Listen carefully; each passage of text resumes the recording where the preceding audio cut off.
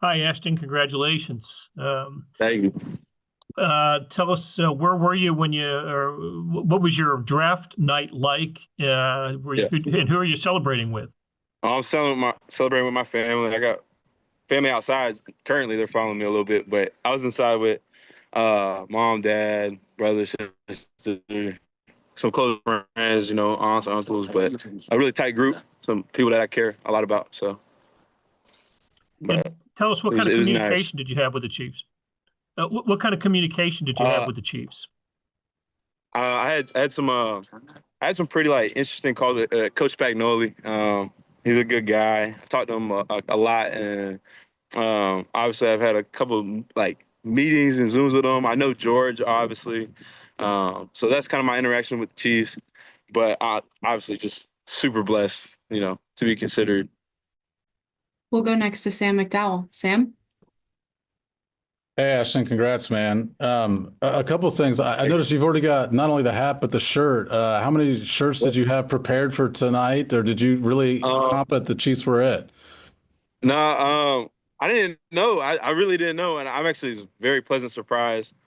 We had really a bunch of shirts, but you know, Okay.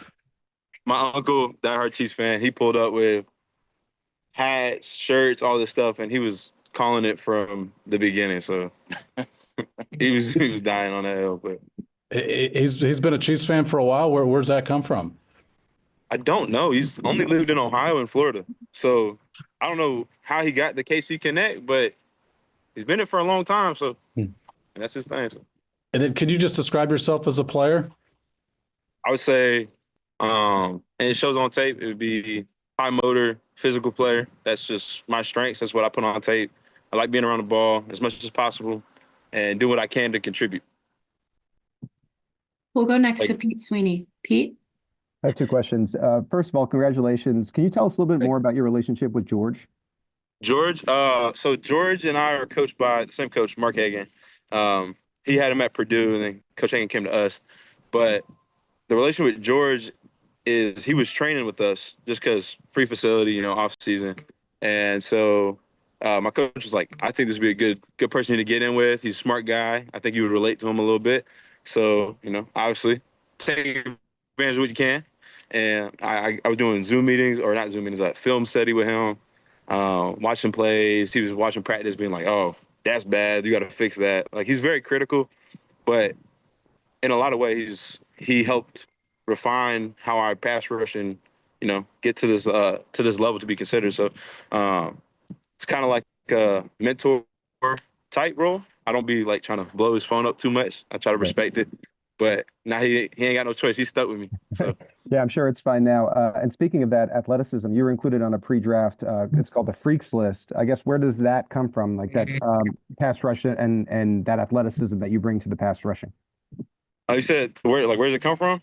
Yeah, Really, it like just comes from like just the work you put in. Like I've always taken lifting serious. My mom was my strength coach in high school, so a lot of twitch based movements, sled pushes, all that kind of stuff. So I've worked a long time to get to this, and obviously my strength coaches. I've had great strength coaches throughout my time, and if you just take it serious, that's kind of how it translates. So I would just accredit that to them.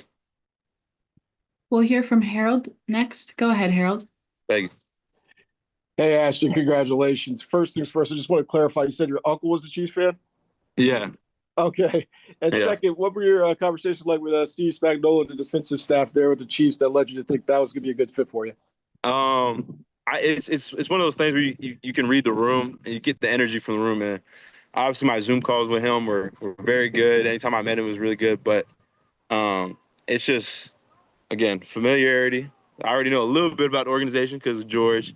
I know, obviously, winning culture and the work mentality. So, obviously, those are great things for me because that's what I've been around and that's what works best for me. So, again, Spagnoli's a character. For me, he's been. I don't know if he's with y'all, but he's been funny. Definitely a really cool dude and very knowledgeable, too. We'll go to Matt Derrick next. Matt? Hey, Ashton, congratulations. Thank you. I read that you were 212 pounds when you enrolled at Louisville, and now you're Yeah. like 264. How Yeah. did that happen? How did you put 50 pounds on?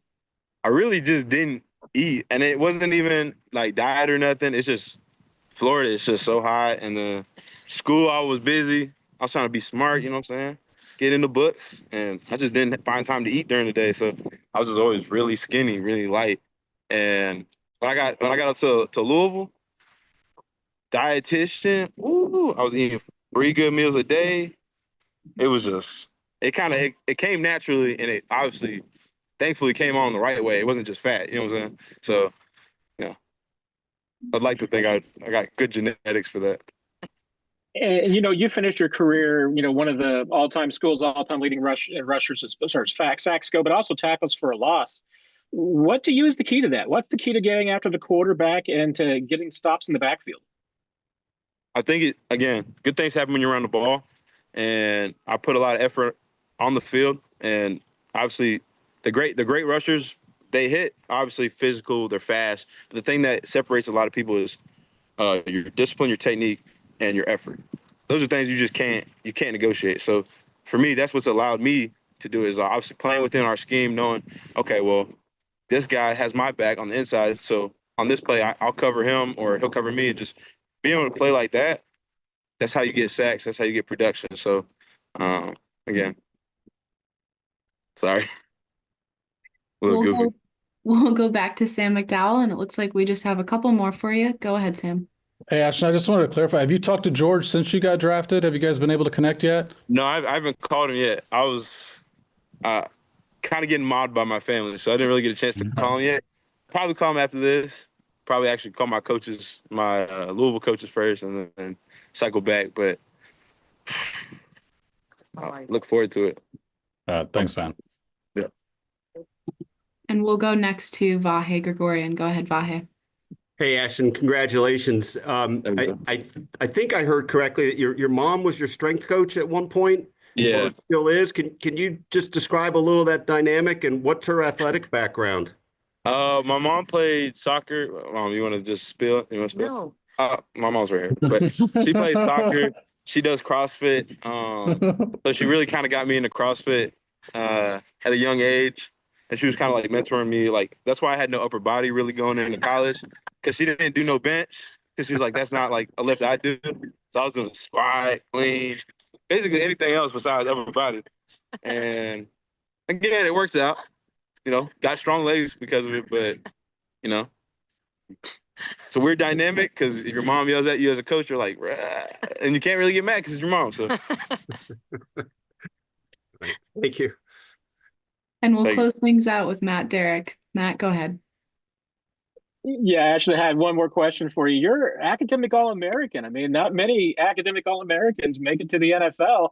How proud of you are of that accomplishment? And what would you be doing if you weren't a football player? my sister's going crazy. But what I would be doing if I wasn't a football player, now I got a communications degree, so probably, maybe somewhere in broadcast, probably find that avenue, but like business or real estate would probably be my path now. So, but obviously, mom was very hard on me. Sister's very hard on me. Sister's a doctor, so very high standards for academics. So I had to be smart.